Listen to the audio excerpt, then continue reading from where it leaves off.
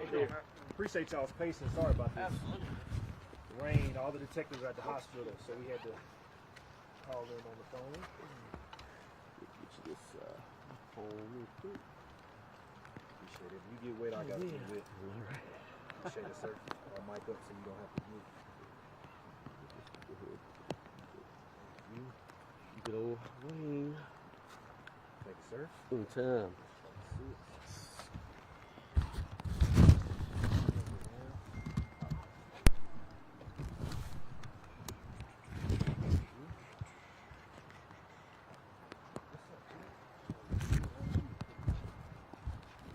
Y'all gotta get wet, I gotta get wet. So I'm not gonna let y'all get wet alone.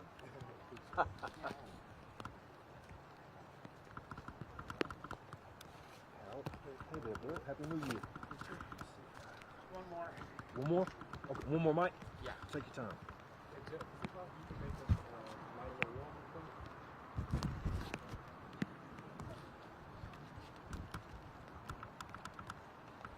How about now?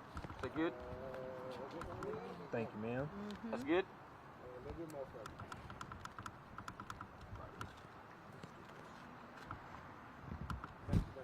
Is that good? All right. Thank you. Yep. I'll just step to the side to get these adjusted. Stone off.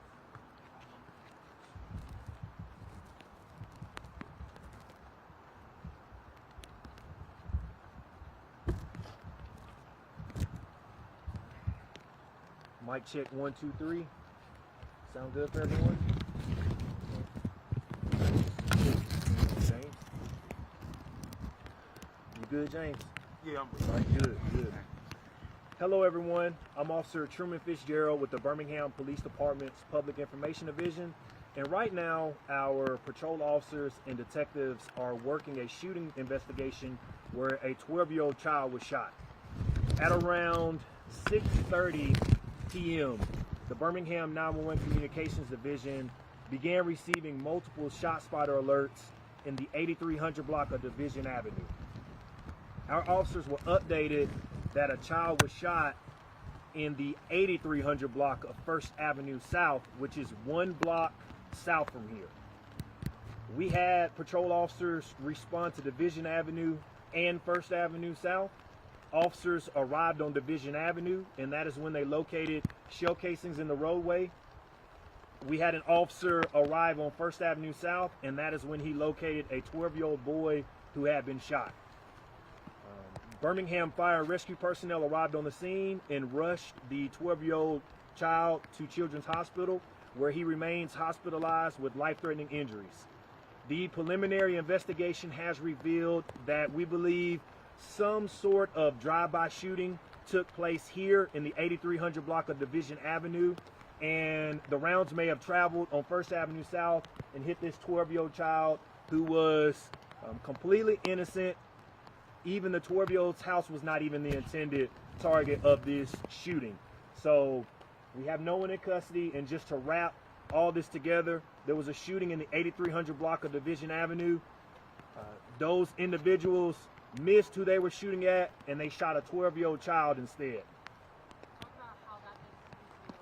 A completely innocent 12-year-old caught in a drive-by. It's frustrating because a house is supposed to be our children's safe place. They're supposed to be their castle where they feel the safest.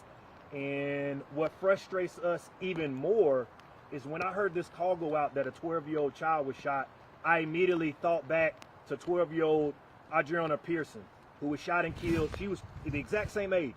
She was 12 years old. She was in her house. She was shot. She was completely innocent, and she lost her life.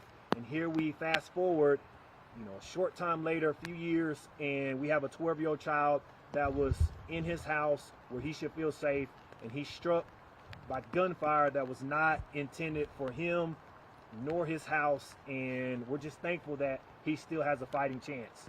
So the little boy, he was inside of his house? Yes, ma'am. He was inside of his house when he was struck by gunfire. And just to give you an idea of how far that bullet traveled, we're a city block away from the young child's house. And these rounds were fired shortly behind me, and they traveled a block away into about 2 to 3 walls, our patrol officer said, and hit this 12-year-old child. So this is the scene of the shooting, and the house is elsewhere. Yes, ma'am. The house is southbound to the left of us. There's a lot of evidence markers behind you. Do you know how many rounds were fired? Upwards to 20 were fired. So 20 rounds are fired at someone or something on Division Avenue, completely missed who they were trying to shoot at, and they shot a 12-year-old child instead. So you found casings at both Division Avenue and First Avenue South, or just Division? Just here, sir. The only shell casings are in the 8300 block of Division Avenue, and we're extremely thankful that we have ShotSpotter, because ShotSpotter led us directly to Division Avenue, which is the site of the shooting. So do you have a description of the vehicle? Not yet. We hope to tap into some resources within the community and elsewhere and really try to pin down who did this, because as we mentioned before, completely innocent person was struck by gunfire, and he's at Children's Hospital fighting for his life. So he was found in a home in Division, right? Yes, ma'am. What's going on here? Do they believe that the boys traveled to this home and to... Some rounds may have traveled through this home, and from everything that I've gathered, we have had some issues at a house on Division Avenue, and we think that may be the intended target. So it's a wake-up call that what we involve ourselves in as community members, they might not affect us. They might affect someone completely innocent. And here you have some individuals that chose to shoot at a house or at someone near a house, completely missed that person or house, and hit a 12-year-old child instead. If children can be shot inside their homes, how do we prevent this from happening to the kids? First and foremost, we have to step up. We were extremely fortunate and thankful going back to the 12-year-old that I mentioned before, little Minnie, when she was shot. We were able to tap into the community, and they spoke up, and we were able to take 2 individuals off the street in that homicide investigation. Until we step up as a community and show the individuals that are responsible for this that they can't get away from it, we're going to continue to see this, because people feel emboldened enough to shoot into a house on a Friday night where they know people are going to be inside. And the reoccurring theme that we see in our city is oftentimes they completely miss who they're intended to shoot at and hit an innocent person. Any estimate on how many rounds were fired? Yes, sir. About 20 rounds were fired. That's how many were registered on our ShotSpotter. And there's multiple shell casings in the roadway. And to be clear, no one else, there's no other victims right now, or? No, sir. No other victims except for that 12-year-old child. And the rounds were fired on this street and the child was shot over, or vice versa? The rounds were fired on this street, and the child was shot southbound about a block away on First Avenue South. Yes, sir. I know this 12-year-old child was completely innocent, but it seems like we're hearing more and more about children being shot and children doing the shooting. Why is that? It just shows you the state of our society right now, and we have such a gun-happy culture, not just here in Alabama, all across our nation. That's the first go-to when we have a disagreement. That's the first go-to when we have a conflict, is to pick up a gun and fire rounds. And as we have seen, not just here in Birmingham, but across our nation, it's oftentimes those completely innocent victims that are struck by that gunfire. On Christmas season, the other child was shot. You had mentioned that the police department and the mayor's office were going to get together to try and get into this. Has a meeting been set, or has anything been put in motion for that yet? We are in talks with the mayor's office, and we hope to roll something out, within a short amount of time.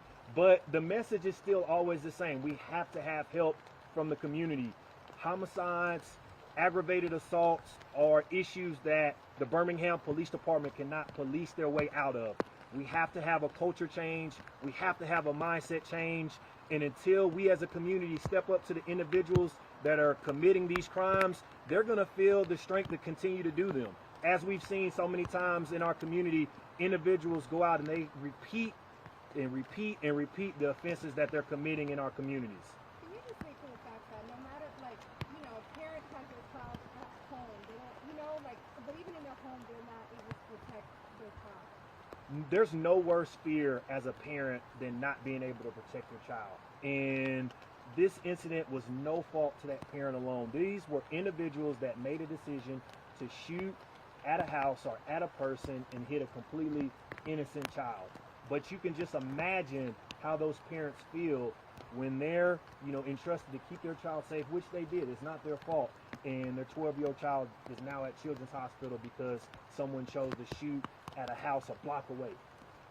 We're just in the first week of January. How many shootings have we seen in Birmingham just this week? Well, we're thankful that we've not lost any community members. And it's sad we have to celebrate that in Birmingham, but we have had years where the clock strikes midnight and you have people shot and you have homicides. We're thankful to go, this far into the year and we've not lost a community member. And I don't say that lightly. And we just hope that we stop seeing reoccurring themes. As I mentioned before, a 12-year-old boy was shot tonight. I immediately think of Adriana Pearson, Minnie. She was shot a few years before. Same scenario, same exact fact pattern. It's like we're not learning from previous mistakes and getting better as a community. Is this the targeted, this house right here, is this the target of the shooting? Yes, sir. We believe this house around here is the target of the shooting. And from speaking to my patrol officers, this house has caused this neighborhood problems for some time now. So we have to have that accountability in us as a community when we have houses like this on our block that are leading to innocent people being struck by gunfire. We have to stand up to them. So our officers are going to do everything they can to get this problem solved.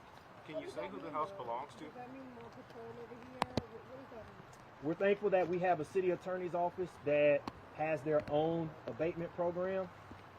If you have a house and your house continues to get shot into, if you have a house and you're continuing to add to the violence in our city, we have a powerful city attorney's office that has shown they're going to do everything they can, even on the civil side, to get you out of these communities. Can you say who this house belongs to and was anyone home when the shooting happened? We believe that people were home. We would never call out a homeowner publicly, but we're still going to speak up that it's these individual problems that are leading to our children being shot. It's these individual problems in houses that even led to Adriana Pearson losing her life. And it's our job as a police department to speak up for the victims who can't speak for themselves. So you did say they were home when this happened? This was an occupied house. All right, any more questions? Anyone has additional questions, please feel free to email us and we'll do everything we can. Which room in the house he was in? When you shot? Was it in his room? We normally don't point that out just to protect the investigation, but let's just add the fact that a 12-year-old is at home on a Friday night where he should feel the safest, and he gets shot by rounds meant for a completely different person. So, appreciate that, sir. Have detectives talked to you about just their interactions with, the young boy's family, like what that was like? Well, right now everybody jumped in the car and rushed to Children's Hospital. And you see that, oftentimes from the family immediately, their main concern is the health of their child. So Birmingham Fire drove him to Children's. However, the parents, of course, they're going to rush in their personal vehicles and go to Children's Hospital. So, go ahead. Yes. The people of this house cooperating with police? Let us hold on to that. In the past, we have had some issues. However, again, like I said, we're going to speak up about them because we've seen it too many times where you might have a problem house on a block that leads to community members living in fear of incidents like this happening. And we're not going to take it in 2024.